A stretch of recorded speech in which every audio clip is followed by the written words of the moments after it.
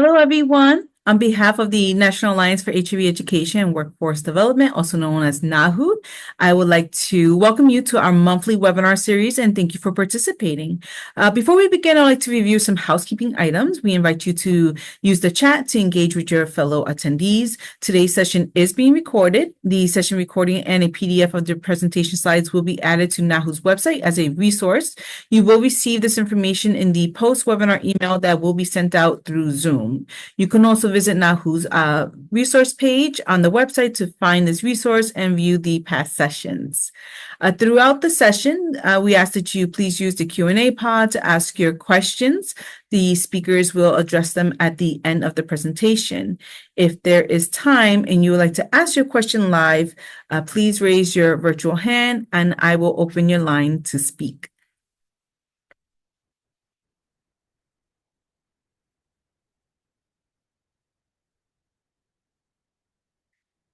So for those who are not familiar with us, NAHUD is a membership organization of 8 regional and 2 national AIDS education and training centers, also known as the AETCs. Established in 2010, NAHUD supports the AETCs, a component of the HRSA-funded Ryan White HIV/AIDS program, which have an explicit directive to build and maintain a well-educated and culturally sensitive health professions workforce that can provide prevention, diagnosis, care and treatment, and medical management for people at risk for and living with HIV.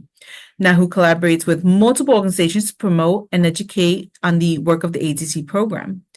Since 2018, NAHUD has been funded by the American Academy of Addiction Psychiatry as a partner organization of the Opioid Response Network to address the intersection of HIV and opioid use disorder.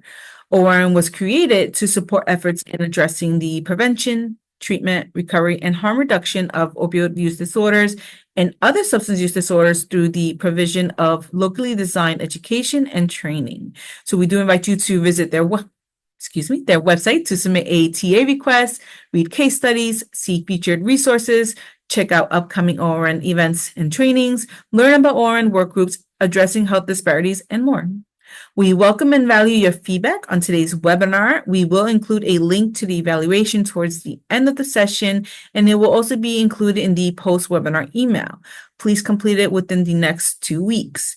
If you are requesting a CE credit or a certificate of attendance, you will need to complete the evaluation. To receive contact hours for participating in the continuing education program, you must join the webinar, attend at least 60% of the presentation, and complete and submit the evaluation. You will receive your requested certificate within 3 weeks of submission of the evaluation. So at this time, I would like to introduce our speakers, starting with Dr. Carly Gus, who is an assistant professor in pediatrics at Harvard Medical School and an attending physician in the Division of Adolescent and Young Adult Medicine and Division of Endocrinology at Boston Children's Hospital. Dr. Gus received her BA in History from Yale University, her Master's in Public Health from the Harvard T.H. Chan School of Public Health, and her medical degree from the University of Michigan. She completed her residency in pediatric at Hasbro Children's Hospital in Providence, Rhode Island, and her fellowship in adolescent medicine at Boston Children's Hospital. She is the co-medical director of the Boston HIV Adolescent Provider and Peer Education Network for Services, happens at Boston Children's Hospital. And Dr. Jessie Callahan is a current adolescent medicine fellow with the Boston Children's Hospital Division of Adolescent and Young Adult Medicine. She attended medical school at Columbia College of Physicians and Surgeons before completing the Urban Health Internal Medicine Pediatrics residency at Johns Hopkins Hospital and a pediatric addiction medicine fellowship with the Boston Children's Hospital Adolescent Substance Use and Addiction Program, ASAP. So at this time, it's my pleasure to hand it over to Dr. Gus.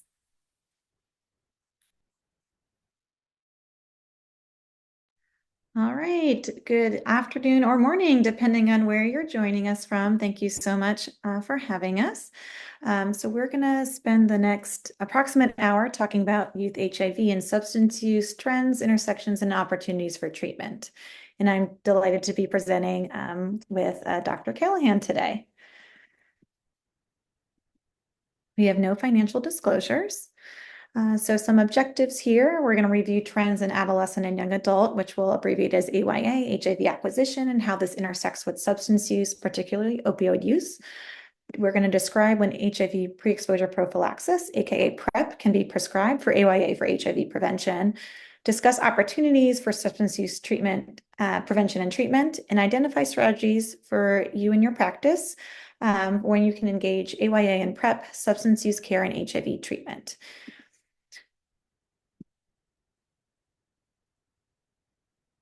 We're just joking about how we'll learn to use Zoom at some point. But I should unmute myself. So at first, we just wanted to kind of make a note about language. We are increasingly, I think, in the medical world in general, trying to use non-stigmatizing terms and really go towards patient-focused or patient-first language. In the world of substance use, this means we are moving away from the term abuse and referring to it as a substance use disorder. And then in general, we're really describing people as individuals who happen to have a substance use disorder or HIV, as opposed to calling someone like an addict, abuser, or HIV patient, et cetera. And then we also use kind of medically accurate terms. So just because someone's using drugs or has a positive urine toxicology does not mean they're dirty, and kind of vice versa. And then the last note I'll just put here, because it was one of the questions that came in.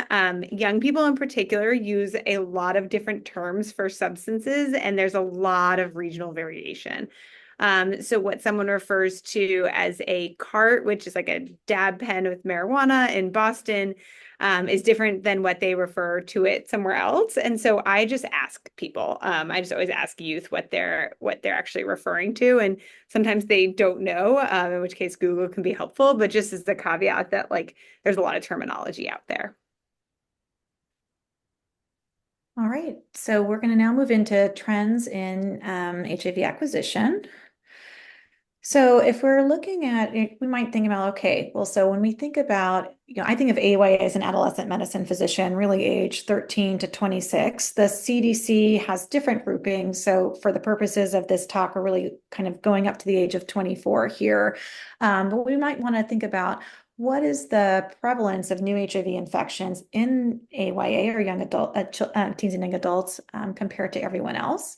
So we can see that in a good way, this isn't the highest estimated number of newest infections. But when we think about young people, teens and young adults, we're really kind of neck and neck with the 35 to 44. So not an insignificant population of young people who are estimated to have new HIV infections.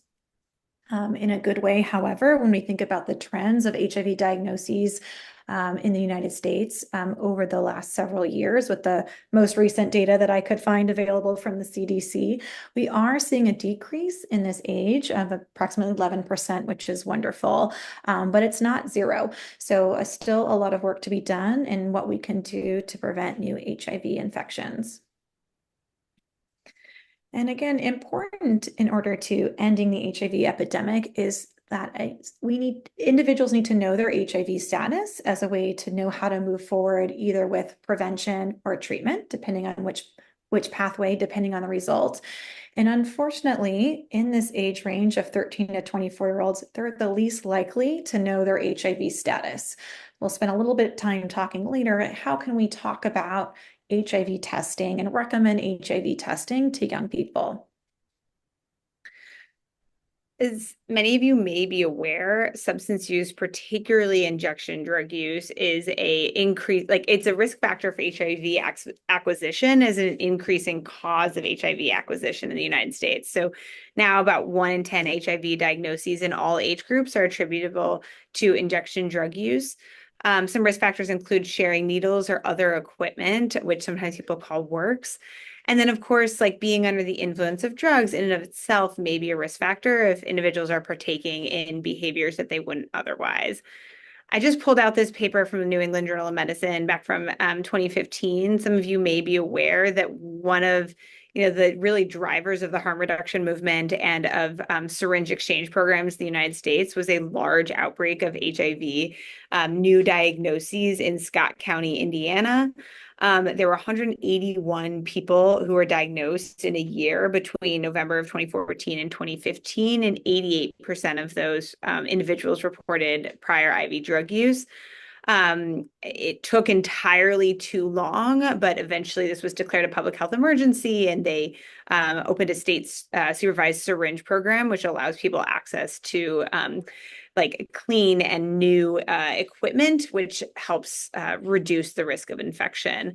And so this was a pretty monumental moment for recognizing both this risk, but also some of the things that we can do to mitigate the risk, which we'll talk about more later in the presentation. Sorry. So people, this is looking at injection drug use by age in the United States. It's slightly older data now, 2018. But you can see that percentage of, on the left, you have percentage of people with injection drug use, or PWID is the abbreviation, without HIV who used a syringe after someone else used it in the past 12 months. And then on the right, you have, again, percentage who use any ejection equipment in the last 12 months, because the largest risk is sharing syringes, but there are risks with sharing any of the equipment that's used to use substances. And you can see that young adults, that 18 to 24-year-old age range, really have the highest percentage of both sharing syringes and sharing other injection equipment. And so as a person who works with this group clinically, a lot of what I think about is like, how can we ensure that this age range is well informed about the potential risks, and also well informed about how to mitigate those risks, including like where they can go to get sterile equipment. Right, so next we're going to very briefly describe PrEP and how it can be used in this population for HIV prevention. So when we think about HIV prevention, PrEP is one tool in the toolbox that includes things like abstinence, using a barrier protection such as an internal condom or an external condom, not sharing needles, as Jessie just described, ensuring that young people are educated about HIV transmission. I recently did a survey of people in one of the clinics at Boston Children, teens and young adults, like we're talking about here, about what they knew about HIV. And it was very enlightening to me about how little young people may know about HIV, because there's differences in how sexual and reproductive health is given in schools. So for example, where Jessie and I live in Massachusetts, there's no mandated sex ed in public schools. So always worth connecting with the young person to kind of understand a little bit more what they know or don't know. And then a very important and effective tool that we have in our toolbox is something called HIV pre-exposure prophylaxis, or PrEP, for HIV. So again, highly effective FDA-approved method for preventing HIV. I know a lot of folks in this call right now are not clinicians themselves, so I've tried to hopefully make it feel like this is relevant for everyone listening and digestible. But please use the question box if I can clarify in any way. So there's 2 different medication pills that someone can take by mouth. Those pills, I'll describe a little later, have 2 medicines inside. So that's the combination part of that phrase.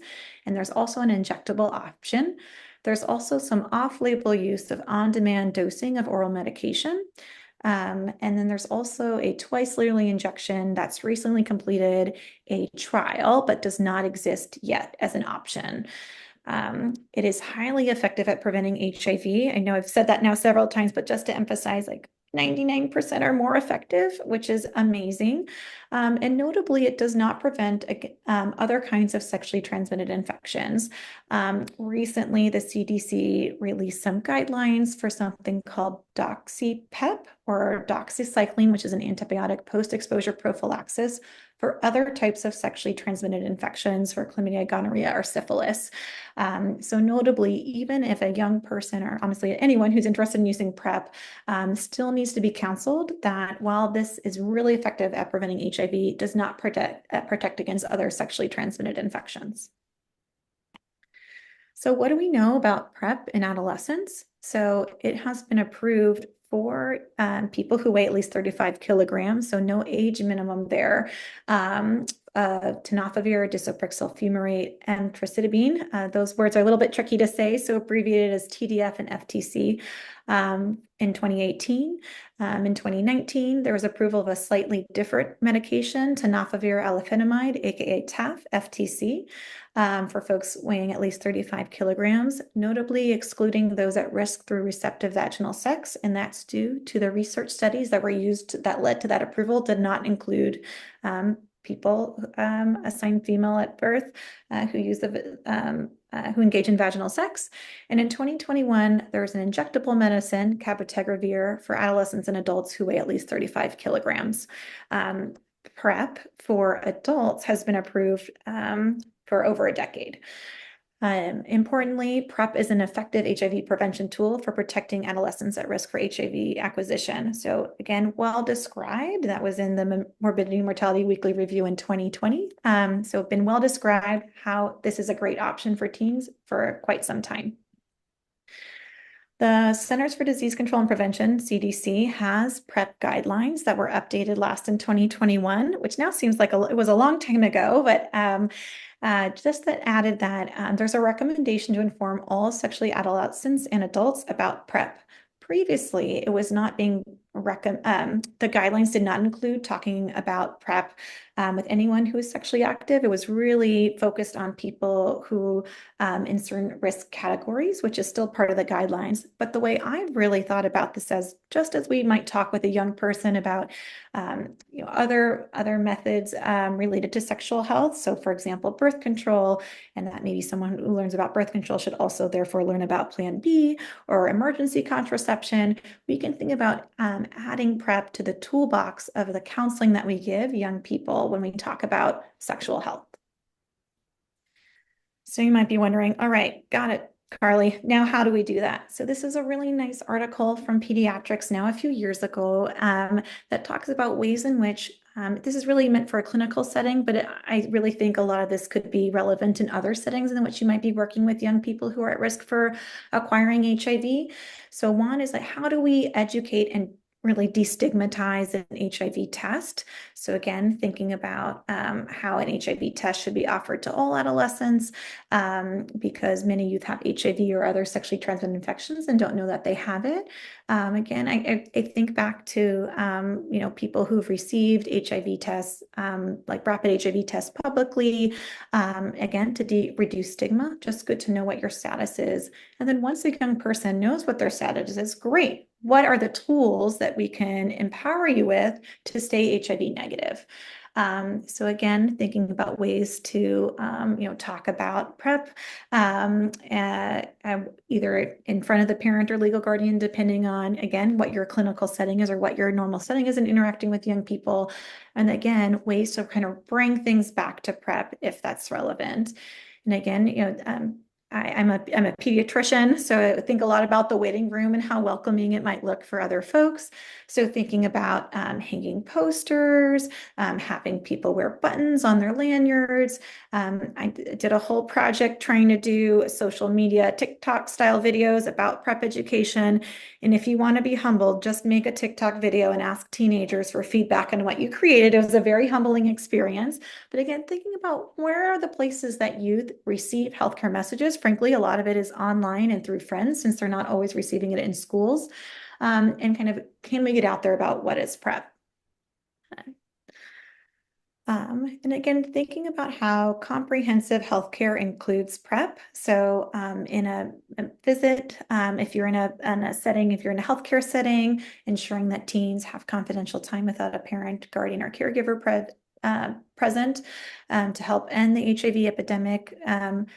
pediatricians, family medicine doctors. I saw we had some OBGYNs here.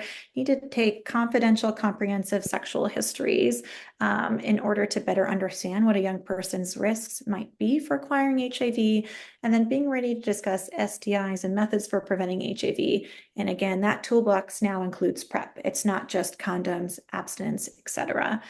And just to acknowledge it can be challenging to find ways to make PrEP easy to prescribe for those of you who are clinicians. So whether it's order sets, pathways and electronic health records, identifying a champion where you are. So, right, maybe I don't feel super comfortable prescribing PrEP, but I know Jessie in my practices, so that, making sure that she's available to answer questions and to help out. And just want to acknowledge that as amazing as PrEP is as a tool, there are a lot of disparities on who is using PrEP. And there's multifaceted reasons why that might be the case. Unfortunately, the geographic, sex, and race ethnic distribution of individuals on PrEP is not equitable. So again, kind of as we kind of move forward in this work, always important to think about, what can we be doing to make it more equitable. So, this is one table from the CDC that shows, you can quickly see that the less than 1/4 of Black and Hispanic Latino people who are eligible for PrEP were prescribed it. That tan bar is the eligible, and the purple bar is who's actually being prescribed. And the bars are the closest for white individuals. Additionally, when we think about PrEP prescriptions in youth, PrEP is really underutilized for young people, even though it is approved for, again, people who weigh 35 kilograms or more, which includes teenagers who are under the age of 18. That in a good way, the number of adolescents prescribed PrEPs increased 76% from 2018 to 2021 when looking at insurance claims data. However, the majority of prescriptions are for 18 to 19-year-old cisgender males. It's a really narrow population who is certainly population that can benefit from PrEP. But again, thinking about there's other people in that age range who could really benefit as well. So again, knowing that not everyone here is a clinician, I did want to include a very brief primer on PrEP. We could probably spend hours just talking about PrEP prescribing all on its own. So there's a lot of considerations that an individual might have when thinking about PrEP and whether or not it's right for them. So of course, first of all, do they want to take the medication? Is it of interest to them? What are their risk factors? So how are they at risk for acquiring HIV? Because there are differences in the different medications. And do they have any other health conditions? A lot of teens and young adults are overall very healthy, but for someone who might have a history of bone disease or kidney disease, those are some considerations that we need to take in mind. It is important to know that someone's HIV negative prior to starting PrEP, although I've been informed by I'm a pediatrician, adult colleagues that might be changing in adult medicine land. But for now, in pediatric land, again, making sure someone doesn't already have HIV, because if you're going through the counseling, they're like, all right, great, I'm interested in learning more about PrEP. Let's go through the steps. And they are diagnosed with HIV, then linkage to care for treatment of HIV is a really important next step. And then again, it's great for everyone to receive testing for HIV and learn their HIV status. One way of finding out someone's HIV negative prior to starting is utilizing a rapid HIV test, so you can still try to do a same-day start. That's not possible in all settings, of course. And again, notably does not protect against other STIs. I do have patients who tell me, all right, Dr. Gus, so glad to hear that there's this cool tool that you're recommending called PrEP, but you're also saying I should still probably use condoms. I don't really want to be on PrEP then. So again, kind of making sure that you're doing the comprehensive counseling so that young person can make an informed decision about whether or not it's right for them. And as I mentioned, there's a couple of different formulations of PrEP. This is just like a little bit more pictures. So again, there's the two top things there, the TDF-FTC and TAF-FTC, TFC are the two oral medications. Notably, the top option is available in generic. These medications can be incredibly expensive. And so just kind of being aware that there is a generic oral medication option, which is great. And then the last option is an injection, cabotegravir long-acting 600 milligrams. So this is a very abbreviated table. There's a lot of other medical considerations that one might want to keep in mind. But again, just trying to distill it to maybe some of the highlights here. The important thing is all three of these options are very well tolerated by individuals who use them. The TDF FTC, that's that first medication that was approved by the FDA and now is also generic. The middle column is the second oral medication, not available in generic. And then the one on all the way to the right, cabotegravir, is the injection. With the one all the way on the left, TDF FTC can be used in all populations. As I mentioned, that second oral medication has not been studied in people who engage in vaginal sex or who inject drugs. And then the injection has also not been studied in people who inject drugs. So again, thinking about who's the person in front of me, what are the risks for acquiring HIV, how might that help kind of you move down this pathway with them. There are differences in effect on bone and kidney function. So you can see one oral pill has some effects, the other one has less effects. So that's something that we might think about, especially as teens and young adults are building the strongest skeleton they're going to have for the rest of their life. So it might be, if everything else is equal, maybe choosing one that has less bone health risks might make sense. And then the injection has a very long half-life, which is notable. So that means that, right, if someone's taking a pill by mouth, this wasn't the right thing for me, or my situation has changed. I am in a monogamous relationship. We've both tested negative for HIV. I'm not as worried about HIV acquisition, for example. Can just stop taking the medication. But an injection is long acting, meaning that there's quite a long half-life of how long that medication stays in the body if it ends up not being the right fit. So sometimes that's the reason why a young person decides that's not for me.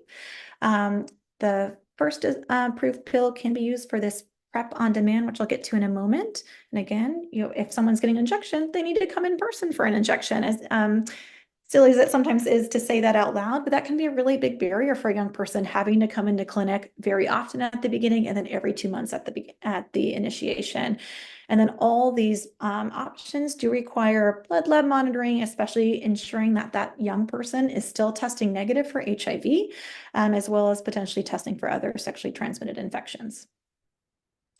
So I very briefly mentioned this PrEP 2-on-1 or PrEP on demand, notably not FDA or CDC approved, but evidence that this is effective for gay and bisexual men is kind of taking, if it feels like it would be too challenging to take a pill every single day, then great, I know I'm meeting a partner who's this weekend or tomorrow, etc., kind of how to take the pills in this 2 pills at once and then 1 pill afterwards.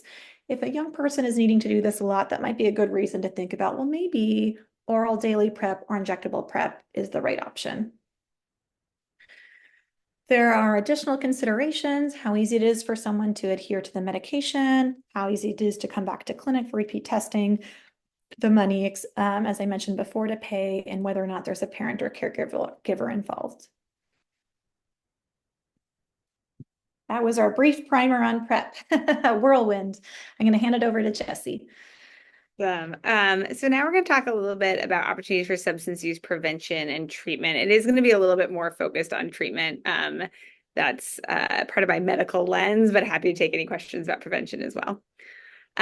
So part of prevention that I think about a lot as a pediatrician, and I think particularly for some folks who may be working with younger kids, is thinking about various risk factors. I want to emphasize that none of these are determinants, right? They're just things that increase individuals' risk of developing a problem with substance use.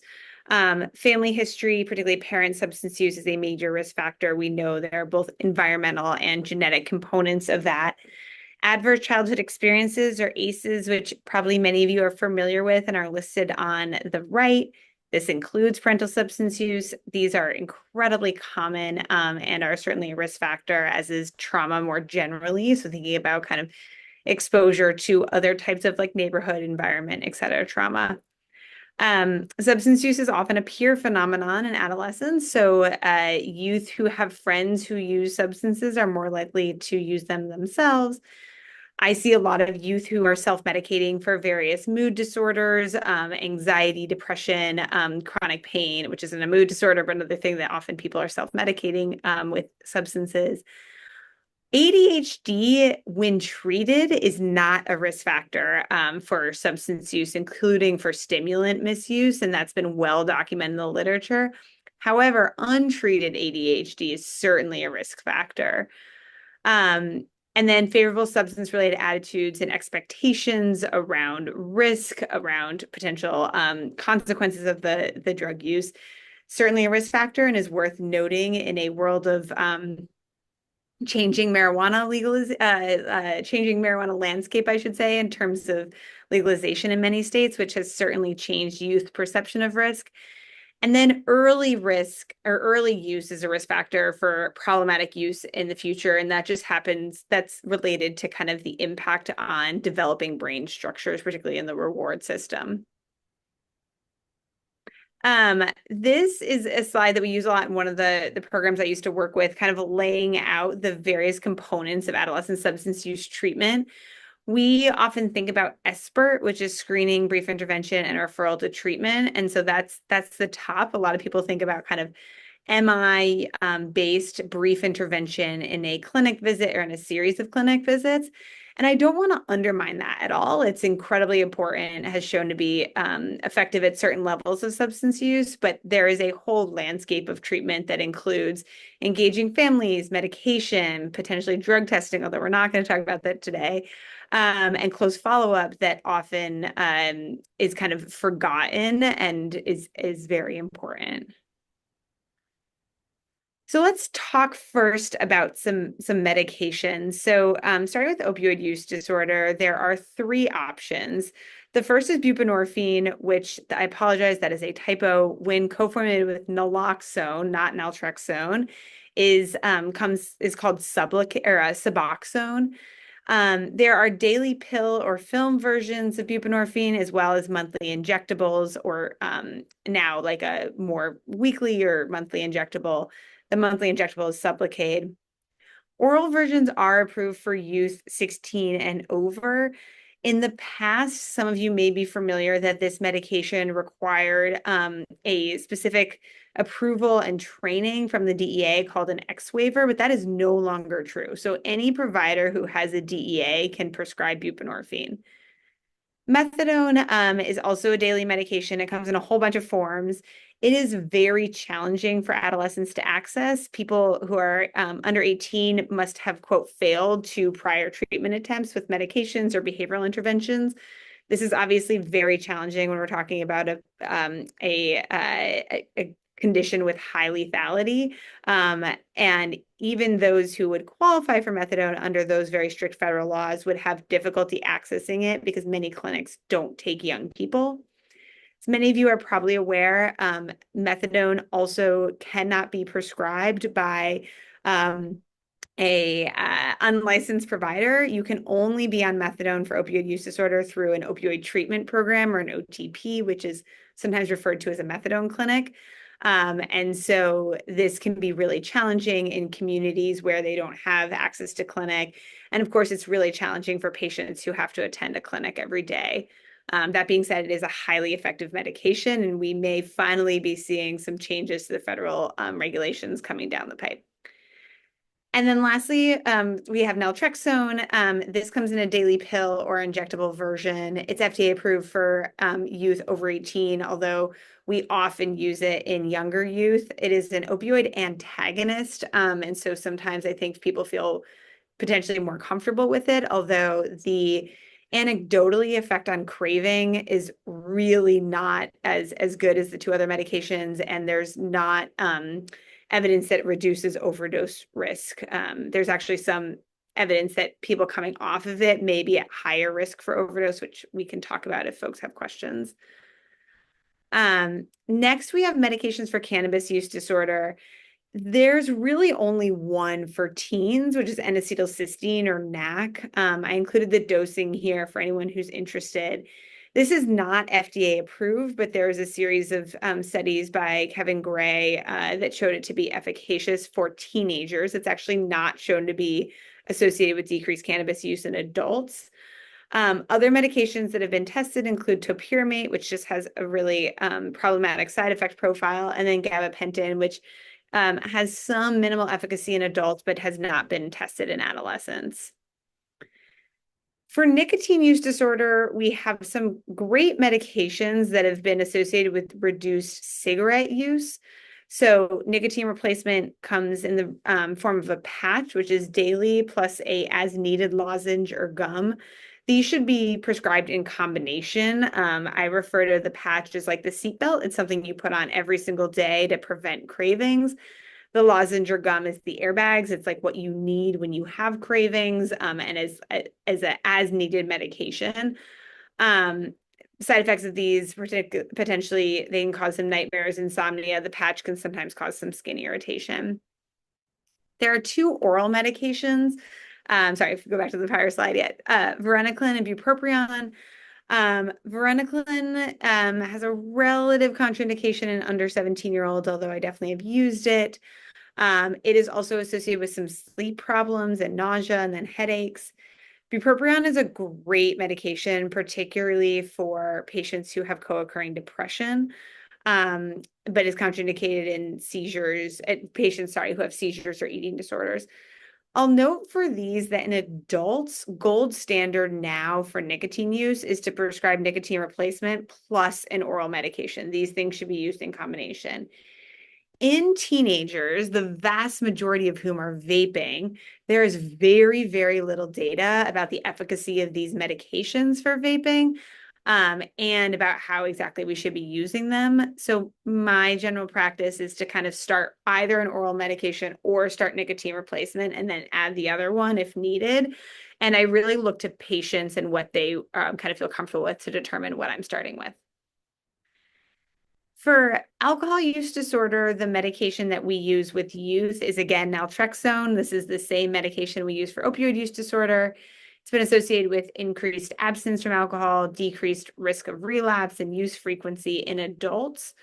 If people are on opioid therapy for chronic pain or something else, this is an antagonist, so you cannot use it in combination with opioid therapy, including buprenorphine or methadone.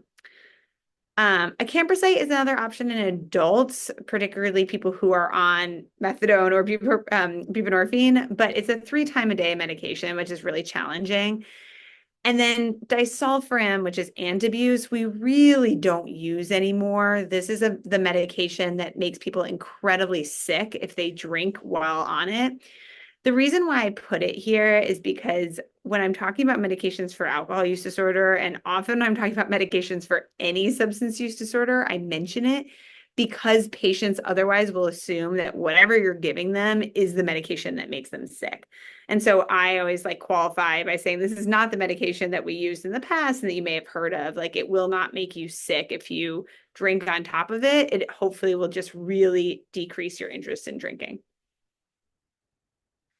I don't do any presentations these days without talking about the fact that we've unfortunately seen a huge increase in adolescent opioid overdose deaths.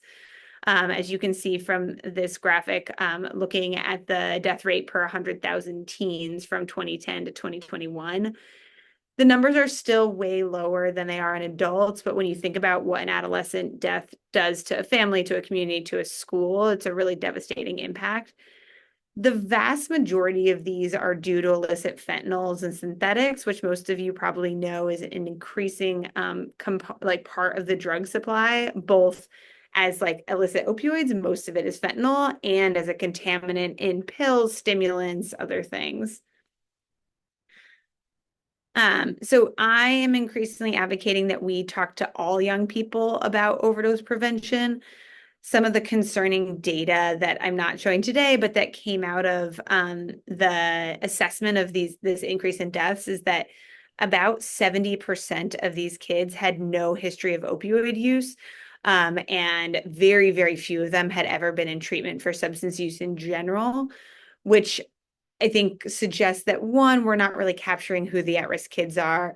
2, they're not getting this information from elsewhere. And 3, this may be very kind of like experimental or spur of the moment adolescent use that has devastating consequences because of how risky the drug supply is. Naloxone, or Narcan is the brand name, is an important part of overdose prevention education. There is access either through prescription or through standing orders, which means that you can go to the pharmacy and ask for a prescription to be run through your insurance without actually a doctor's orders. All these blue states have standing orders.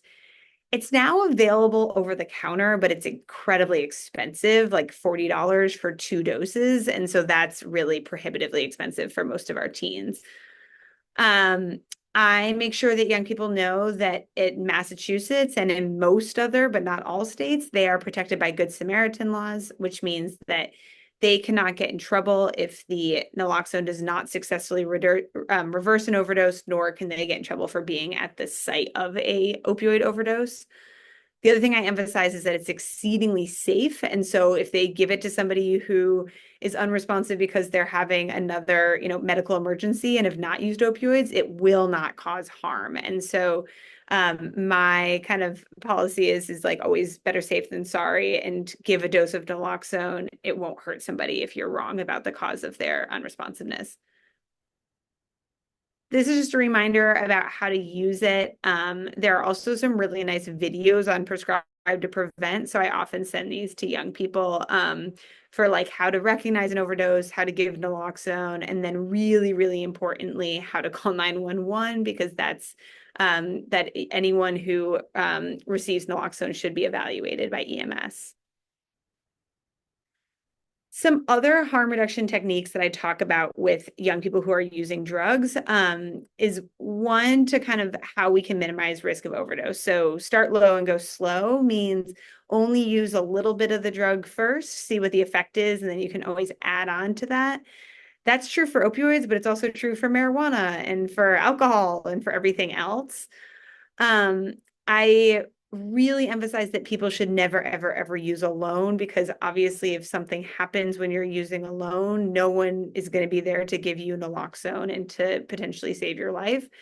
There are apps, including one called Brave, and then there's a hotline where you can call and like engage with somebody, and they'll call 911 if you stop responding. We talk about avoiding combining sedative or substances, particularly sedatives, because this can potentiate the risk of overdose.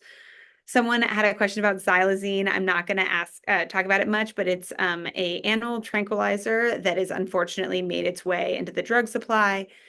The two major issues with it is, one, it causes these devastating wounds, particularly when injected, and two, it seems to potentiate the opioid. And so we're seeing kind of more overdoses that are not particularly responsive to naloxone or need higher doses.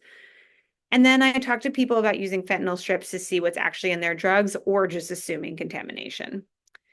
And then to minimize risk of infection, I'm recommending that people use new supplies every time. And as I mentioned, talking about where they can get those supplies. And then the next slide is this lovely paper that came out about 6 moments to prevent infection. I'm not going to go over this in detail, but just to know that this is a really nice resource with some pictures and like patient-friendly information about which viruses are transmitted at which point of the process. Okay, in the last like 7-8 minutes, we're going to talk about identifying strategies that your practice and you as a provider can use to engage youth in PrEP, substance use care, and HIV treatment. So one is confidentiality is key. We know that confidential time with the provider is really best practice for adolescents. It's recommended by the American Academy of Pediatrics starting at age 11. And we know that having clear confidential time with adolescents makes it so that young people are more likely to engage with us. We in adolescent medicine really try and set this up at the beginning of the appointment. So we tell both the patient and the caregiver that we'll have confidential time together. I tell the caregiver that I'll address any questions that you have, but then I'll spend time alone with their child, and then we'll kind of sum up together at the end of the visit. I also often try and remember to say like what I will tell the parent about. So like if I'm worried about this child's safety, I will, bring in you or other responsible adults. And that just like helps set some boundaries and some clarity about what when I will engage them. If the parent is reluctant to leave, we can reframe it as we're really trying to focus on a young person's self-responsibility and self-reliance and setting them up for adult care.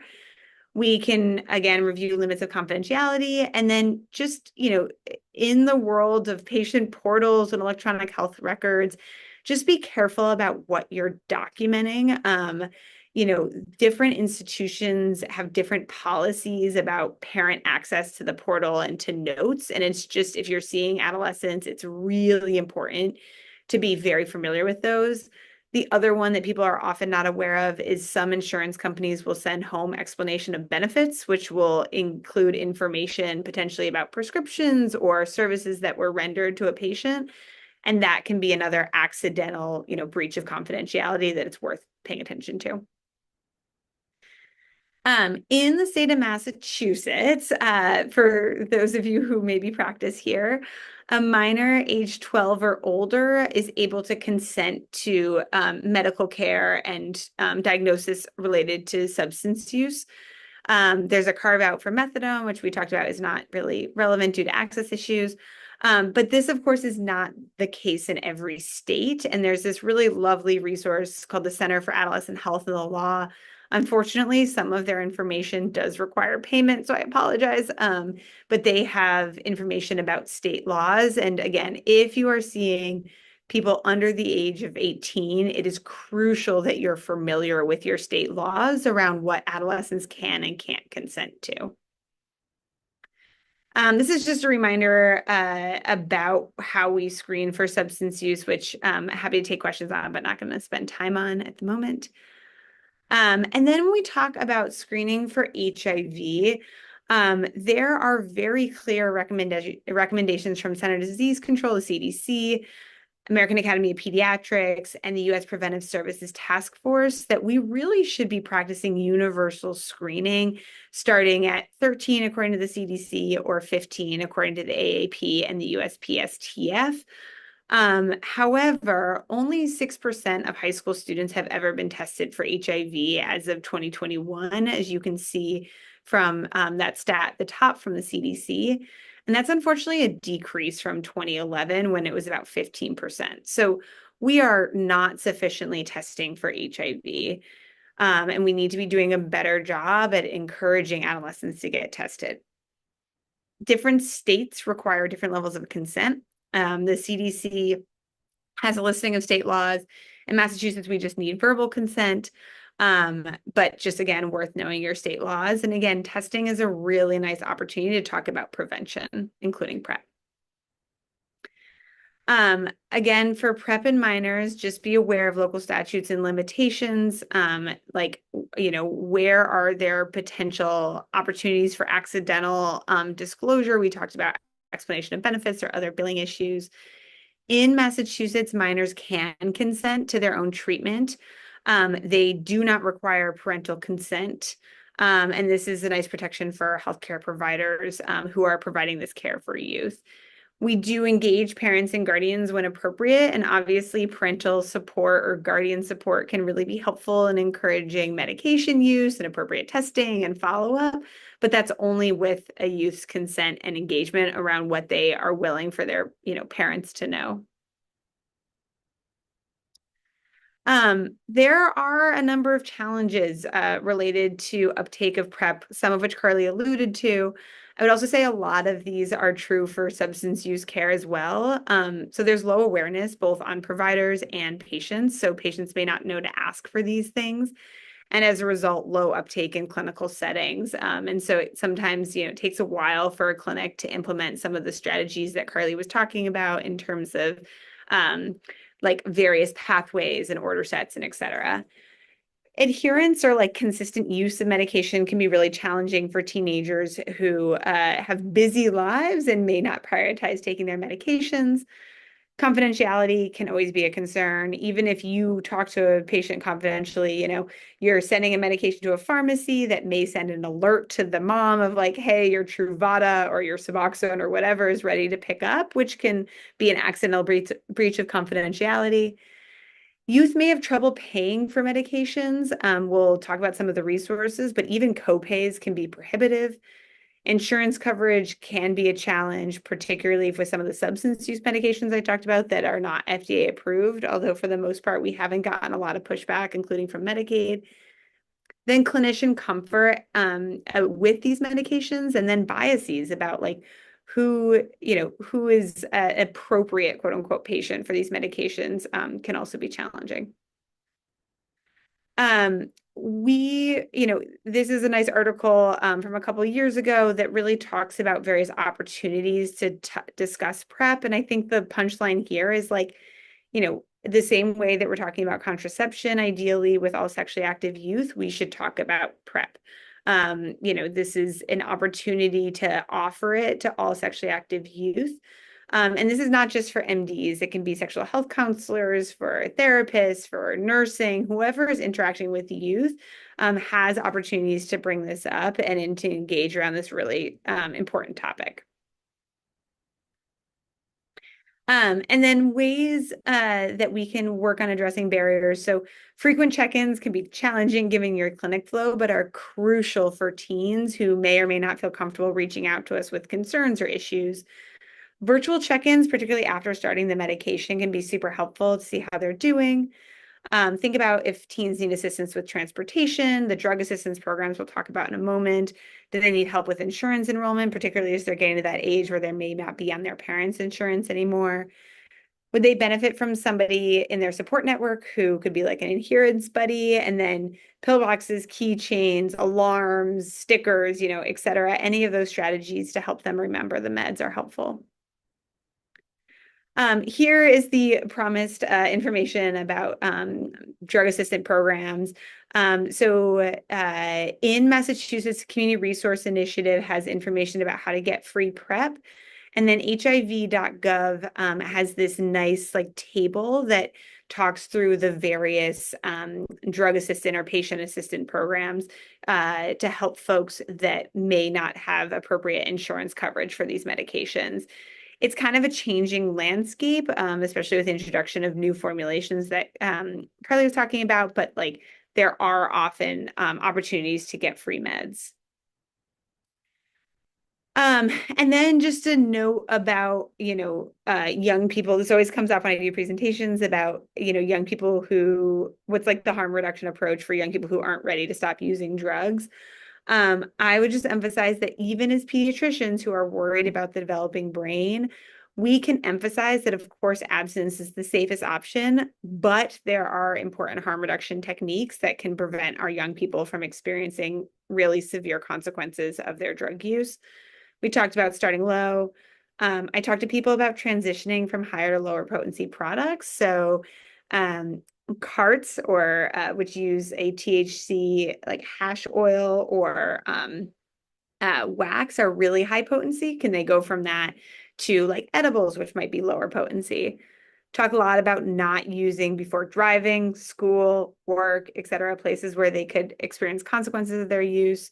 We talked about minimizing overdose and infection risk. And then I think many of you are familiar with MI, but this is really the foundation for how we interact with youth around drug use, sexual health, lots and lots of other behaviors. Just a reminder that it's always patient-centered, non-judgmental, and strengths-based. And we're really trying to get at fundamentally what is that individual's goals, what is their motivation for reaching that goals, and how can we support that through encouraging various goal steps along the way. And then, of course, if people are coming into our office frequently for PrEP or for substance use treatment, we should make sure that we are seizing every opportunity that a young person comes into clinic to make sure they're up to date on other kind of primary healthcare needs. So that might be vaccines, particularly thinking about hepatitis A and B in individuals who use drugs and inject drugs. It's a risk factor. We should screen them for STIs. We should screen for Hep B and C if they're using IV drugs. We should screen for depression, potentially for anxiety. We talked about risk reduction guidance and support around substance use and HIV acquisition, but remember that there's a whole world around condoms, contraception, et cetera, in terms of risk reduction. And then, we don't have to do this alone. There are other resources, patient navigators, individuals like from nursing potentially who can make follow-up phone calls, et cetera, to make sure that patients remain engaged. And then just some last recommendations to some, make sure that you're promoting risk reduction counseling around multiple behaviors. These, as we talked about, are kind of often intertwined. PrEP is a risk reduction strategy for people who use drugs and for people who are sexually active. We are using MI techniques to engage and meet youth where they're at, as opposed to trying to kind of force them to meet our goals. We want to offer routine HIV testing, discuss and offer PrEP with all sexually active adolescents, and then discuss both treatment and harm reduction strategies with youth who are using substances. I think I'll stop the screen share since I want to make sure we have enough time. Sorry, Jesse and I love talking about these topics, so we went a little bit longer than we had intended and just wanted to make sure folks had some time for questions, and thanks for your attention.